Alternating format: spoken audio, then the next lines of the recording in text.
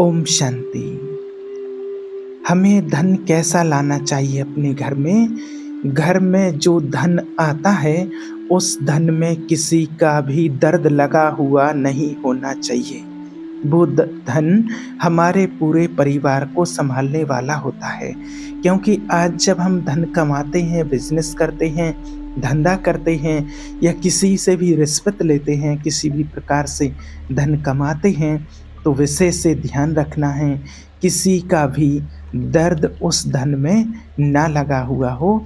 नहीं तो अगर दर्द में किसी ने वो धन हमें दिया है, बद्दुआओं के साथ वो धन दिया है, तो वो धन हमारा कितना नुकसान कर सकता है, परिवार में कितना नुकसान हो जाता है। धन संभालना है ना सबको, तो धन में सबकी क्या होनी चाहिए? दुआ होनी चाहिए। इसलिए धन को लक्ष्मी कहा जाता है, देवी का दर्जा दिया जाता है। तो देवी का दर्जा तब मिलेगा जब वो धन प्योर होगा। तो जहाँ हम काम कर रहे हैं, अगर हम जॉब कर रहे हैं, उस जॉब के प्रति भी हमारी एनर्जी कैसी होनी चाहिए?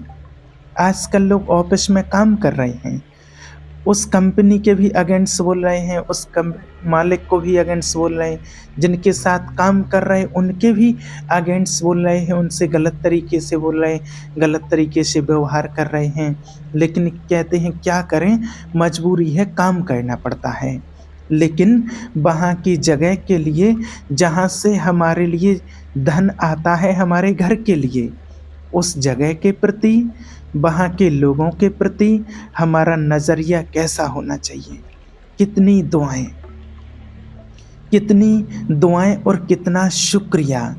लेकिन ग्रेटफुल भी नहीं और निंदा भी की, गलत भी फैलाया, तो धन आएगा, लेकिन बहुत प्योर एनर्जी से वो धन नहीं आएगा। धन जो आता है उससे हम अपने घर का अन्न खरीदते हैं। उस धन से, जो धन हम कमाई करके लाते हैं, उस धन से हम अपने घर का अन्न खरीदते हैं। अन्न का असर हमारे मन पर पड़ता है और मन से हमारा तन बनता है, ये हमारी एनर्जी बनती है। धन से खरीदा मन, और जैसा अन्न वैसा मन, और मन का असर सीधा किस पर पड़ता है? तन पर। आज अधिकतर बीमारियां इसीलिए आज बढ़ती जा रही हैं। जब धन इम्प्योर हुआ तो अन्न की ताकत खत्म हुई, मन की शक्ति खत्म हुई और तन बीमार होने लग गया।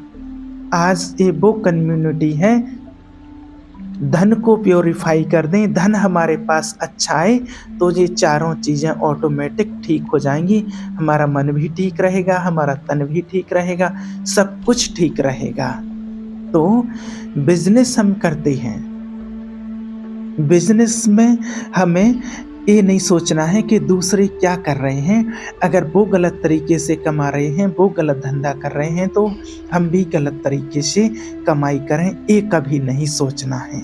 और ये नहीं सोचना है कि वो गलत तरीके से कमा रहे, वो आगे बढ़ जाएंगे और हम पीछे रह जाएंगे। ये सबसे बड़ा डर है और जिसकी वजह से हम सबको फॉलो करते हैं। देखिए, सुबह सुबह आप 5 बजे का समय है, बहुत सारे लोग रुकते ही नहीं। रेड सिग्नल पर आप जा रहे हैं, रोड पर एक जाता है तो 3 उसको देख के ही तोड़ देते हैं रूल्स को। 4 जाते हैं, 5 जाते हैं, फाइनली कोई एक आता है और रुक जाता है रेड सिग्नल पर, रोड पर। तो हम कौन से वाले हैं? सोचिए, हम कौन से वाले हैं? पूरी सड़क पर कोई भी ना हो, कोई देखने वाला ना हो, रेड सिग्नल हो, उस पर रुक जाइए। क्यों रुक जाइए? हम अपने मन को सिखा रहे हैं, नियम और मर्यादाएं मुझे हर एक फॉलो करनी है। This is will power. ऐसे नहीं कोई देख रहा है तो रुक गए।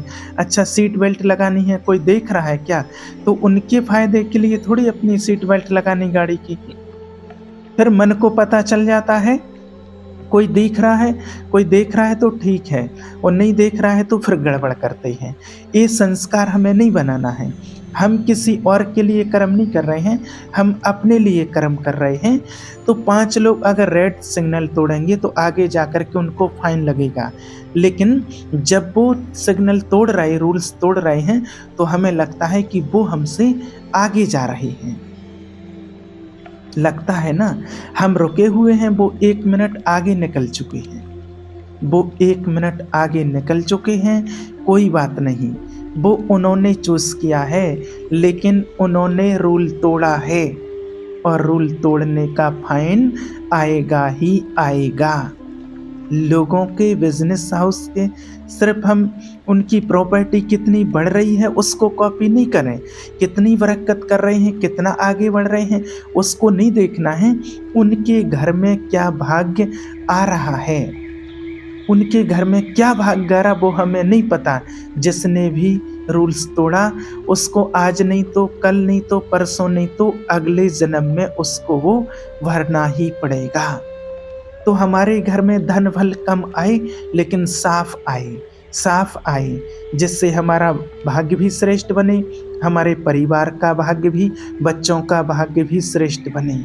जो धन कमाते हैं वो जरूरी नहीं है कि जो दुआएं कमाते हैं, जो धन कमाते हैं वो जरूरी नहीं है कि दुआएं कमाते हैं, लेकिन जो दुआएं कमाते हैं वो धन कमाएंगे या नहीं कमाएंगे। सोचिए, जो दुआएं कमाते हैं वो धन कमाएंगे या नहीं कमाएंगे, कम कमाएंगे या ज़्यादा कमाएंगे।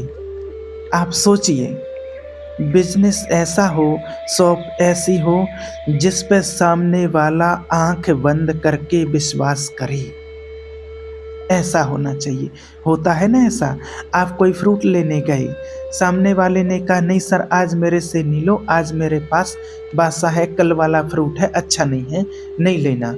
उसके लिए वो 1 किलो फ्रूट कितना महंगा हुआ, उसने नहीं बेचा, किसी को भी नहीं बेचा, उसका तो नुकसान हुआ ना बिजनेस वाले का उस दिन। वो हमारे लिए 150-200 रुपये, लेकिन सामने वाले के लिए वो 150-200 रुपये बहुत बड़ी चीज़ हो सकती है, लेकिन उस दिन उसने अपना नुकसान किया है 150-200 रुपये का। अब किसका फायदा किया उसने? हमारा फायदा किया। अपने फायदे से पहले उसने सामने वाले का फायदा सोचा, अपने फायदे से पहले सामने वाले का फायदा सोचना है। जिसने सामने वाले का फायदा सोचा उसने शायद उस दिन धन नहीं कमाया, लेकिन उसने उस दिन क्या कमाया? दुआएं कमाई। उसने दुआएं कमाई। फिर उसने एक ने अपने तक नहीं रखा है, उसने घर में जाकर के 4 लोगों को बताया। आज पता क्या हुआ, उसने दिया ही नहीं, उसने कहा और कहीं से लो, मेरे पास अच्छा नहीं है। वो बहुत अच्छा इंसान है। अगली बार आप कौन सी दुकान पर जाएंगे? उसके पास ही जाएंगे, और अगली बार आप उसको रेट तक नहीं पूछेंगे, क्योंकि उस दिन उसने एक कर्म से दुआएं भी कमाई, क्रिएटिविटी भी कमाई, उसने आपका विश्वास भी जीत लिया है, उसने विश्वास भी कमाया है, दुआएं भी कमाई हैं, सब कुछ उसने कमा लिया है। तो एक कर्म से उसने सब कुछ कमा लिया। तो अगले दिन से आप फोन करके उसको बोलेंगे कि ये भेज देना, क्योंकि पता है कि क्वालिटी बहुत अच्छी होगी, सामान अच्छा होगा और तौलेगा भी सही। उसने एक कर्म से सब कुछ कमा लिया। जो धन कमाते हैं वो जरूरी नहीं है कि दुआएं कमाते हैं, लेकिन जो दुआएं कमाते हैं वो अपनी कैपेसिटी से भी ज़्यादा धन कमाएंगे, क्योंकि दुआएं बाकी सारा धन लेकर के हमारे जीवन में आती हैं। तो बिजनेस करें, लेकिन हमारे जीवन वाला बिजनेस भी सही होना चाहिए कि हमारे हर कर्म से हम दुआएं कमा रहे हैं। जिनके लिए हम काम कर रहे हैं तो अपने फायदे से पहले उनका फ़ायदा भी सोचना है। अगर आपको लगे कि हमारा प्रोडक्ट उनके लिए अच्छा नहीं है, ये डील उनके लिए अच्छी नहीं है, ये कॉन्ट्रैक्ट उनके लिए सही नहीं है, आपके लिए फ़ायदा है उनके लिए नहीं है, तो क्या कहना चाहिए? ऐसा नहीं सोचना उनका वो लोग जाने, मैं क्यों उनको बताऊं उनके लिए अच्छा है या नहीं है। मैं अपना बिजनेस करूं या उनके लिए भी सोचूं। नहीं, वो आपको उस दिन एक दिन विश्वास कमा लिया तो आपके पास इतना आएगा, इतनी दुआएं कमा ली, सही बता दिया कि आप जितना नहीं कमा सकते थे उससे भी ज़्यादा आएगा। इसलिए जीवन में हमें धन के साथ दुआएं भी कमानी है। अपने कर्मों पर विश्वास, परमात्मा की शक्ति और श्रेष्ठ कर्म, बड़ी से बड़ी बात आएगी और दुआओं के बल से खत्म हो जाएगी। कई बार हॉस्पिटल जाते हैं तो डॉक्टर भी बोलते हैं कि अब मैं कुछ नहीं कर सकता हूँ, आप इनके लिए दुआएं करो। तो वो दुआ वो नहीं होती है जो उस टाइम पर की जाती है।